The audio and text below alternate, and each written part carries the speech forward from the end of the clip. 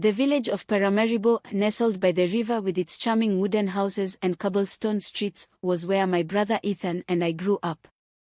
Steeped in history, Paramaribo was a blend of cultures, its Dutch colonial past visible in the architecture, while its vibrant Creole, Javanese, and Maroon influences came alive in the music, food, and festivals. It was a place where stories were passed down around fires, and the rhythm of life was as steady as the flow of the river that bordered it. Life had a certain rhythm here, the hum of boats on the river, the smell of fresh-baked cassava bread wafting through the air, and the gentle murmur of neighbors sharing stories in the evening. But for us, life hadn't been as idyllic as it might sound. Before Mom disappeared when we were 8, everything felt brighter. She had this incredible laugh that could fill the whole house, and her warm presence made everything feel safe. Mom loved Christmas. Every year, she would bake ginger cookies shaped like stars and angels while we decorated the tree together. Our house smelled like cinnamon and happiness. Then one day, she was gone. Dad told us she had left, but he never explained why. He became quiet after that, retreating into himself like a shadow. A year later, he married Helena, and everything changed. When she became our stepmother, it was clear she didn't want us around. She filled our lives with rules and criticisms. Our house, once full of laughter, became quiet except for her voice, barking orders at Dad and us. Dad never stood up to her.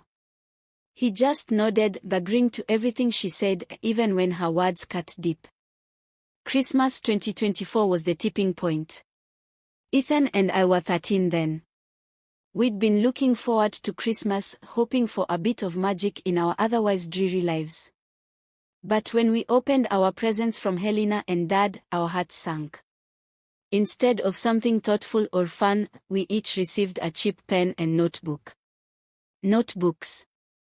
As if that was all we were worth. We didn't say anything, but the disappointment hung in the air like a storm cloud. That night, while the rest of the village celebrated, Ethan and I sat in our room, hatching a plan. We decided we couldn't stay here any longer.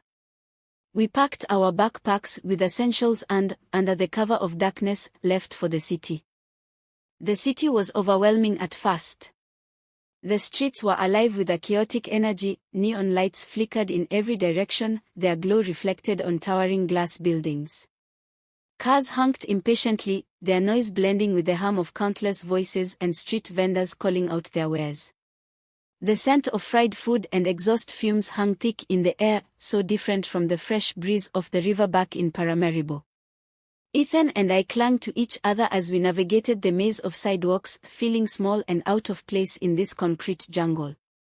The village had been quiet and predictable, but here, the world seemed to move at a pace we could barely keep up with. Each step we took felt like entering a new world, both exciting and terrifying. We found shelter in a youth hostel and started dancing in the streets to earn some money. It was something we had always loved doing together. One day, someone filmed us and posted it on TikTok. That video blew up overnight. It started with a street performance we thought no one would notice. We were dancing on a bustling corner, laughing as we improvised moves, when someone filmed us and shared it online. The next morning, Ethan shook me awake, his phone glowing with notifications. "We are viral," he exclaimed, barely able to contain his excitement. Our follower count shot up with every refresh, and soon people were commenting on our bond, our talent, and our story. By New Year's Eve, we had over 1 million followers. Seeing that number felt surreal, as if the world had finally noticed us for who we really were. People loved our routines and our bond as siblings. Brands reached out, and soon, we were making enough money to support ourselves. We missed Paramaribo, but the freedom we felt here was intoxicating. As the weeks went by, we found ourselves adjusting to this new life. Our days were filled with choreographing dances, responding to fans, and navigating this unexpected fame. It wasn't always easy, but it was exciting. Ethan became the mastermind behind our ideas, always coming up with fresh routines, while I managed our social media presence and dealt with sponsors. We were a team, stronger together than we ever thought possible. Then came the messages. Helena and Dad had seen our videos. They reached out through Messenger, and after some back and forth, we agreed to a Zoom call.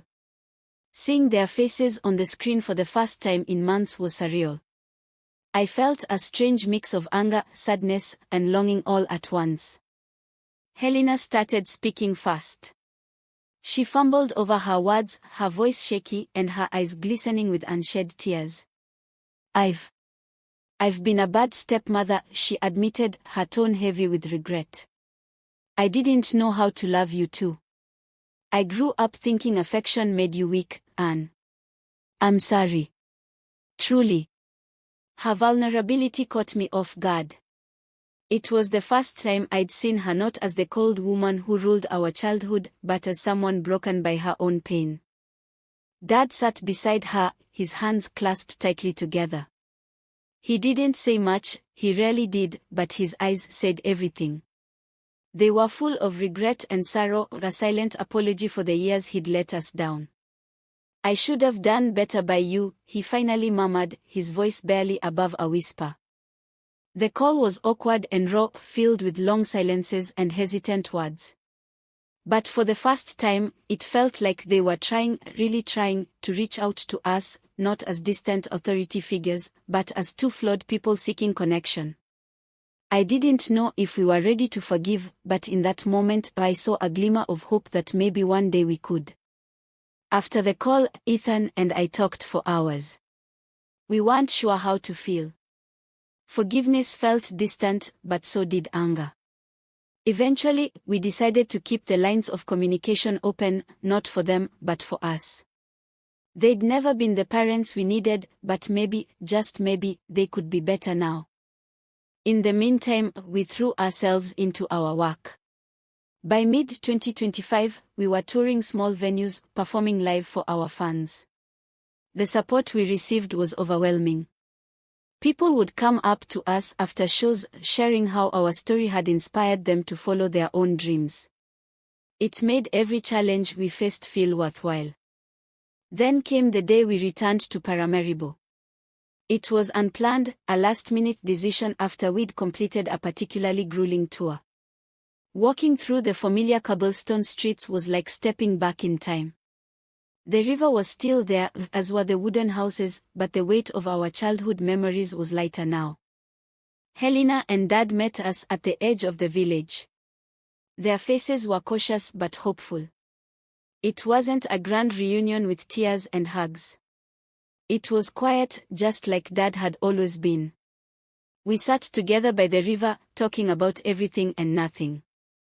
Helena spoke of how she'd been trying to change, volunteering at local schools and helping children who reminded her of her younger self. Dad listened more than he spoke, but he didn't look away this time. He stayed present. We didn't stay long, but it was enough.